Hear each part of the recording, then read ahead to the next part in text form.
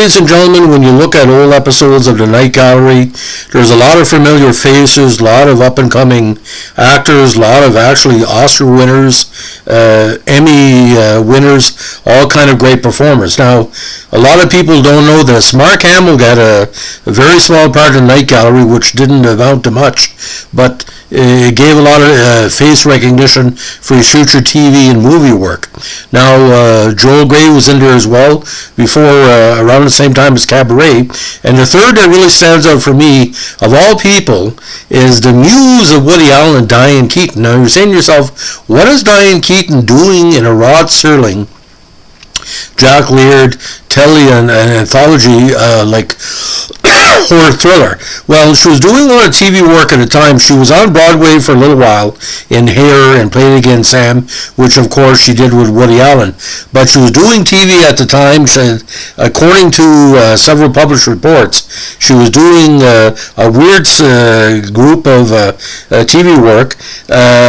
She did 11 American Style, Mannix, and also was doing a series of deodorant commercials. She's too much of a clean-cut actress, in my opinion, so, I mean, that was kind of bizarre. She had her film debut in Lovers and Other Strangers around the same time she appeared on Night Gallery. Now, the episode of Night Gallery she appeared on might almost qualify as a blackout, but it was quite a few extended minutes. Now, this aired as part of the Season 1, Episode 2.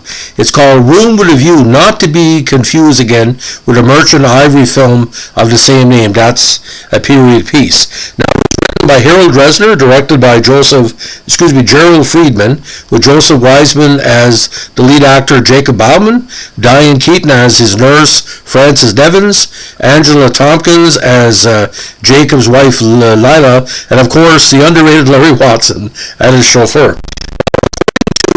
David Jules' great blog about the episode.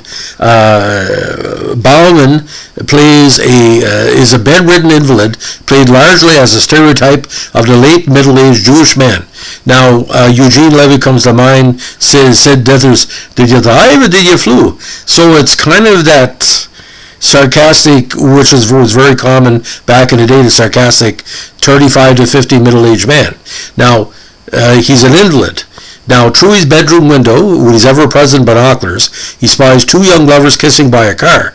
The man is the wife's chauffeur, and the woman, we find out in a moment as she enters the room, is his nurse, played by young Diane Keaton.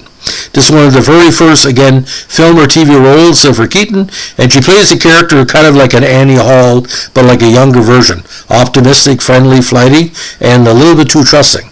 The segment is worth watching for a lot of people because, just harkens back to the day she was coming up like Sleeper as well. She's more attuned to the Sleeper character than the Annie Hall character, just in my opinion. Now, Bauman surprises her by asking what her plans are with the young man. She says he planned to marry.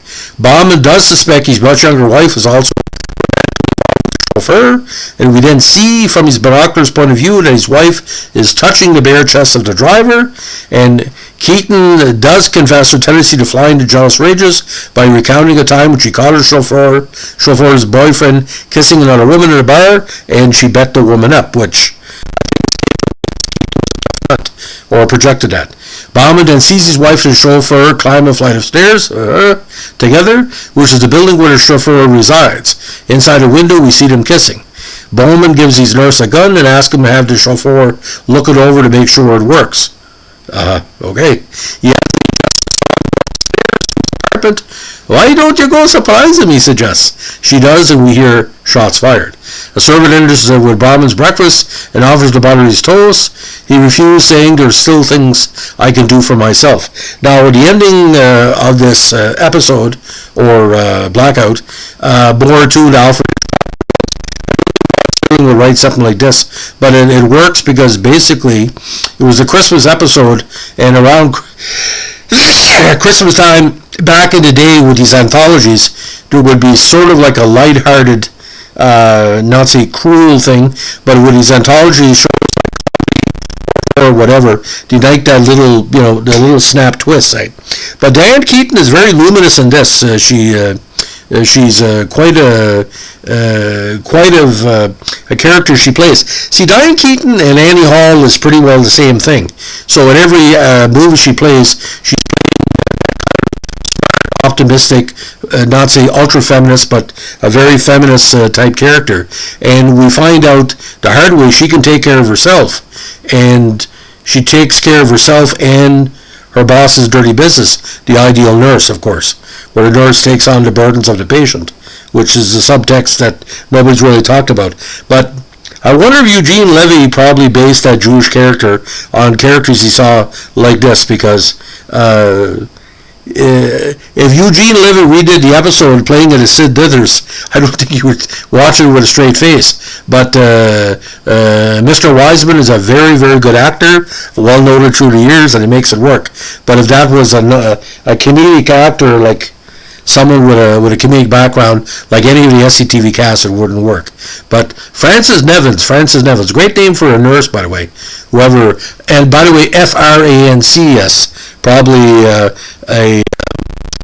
what do you call a connection with the famous Frances the psychopathic actress, or what do you call Frances Farmer. Yes, baby, that was it. That was the subtext I got a little bit.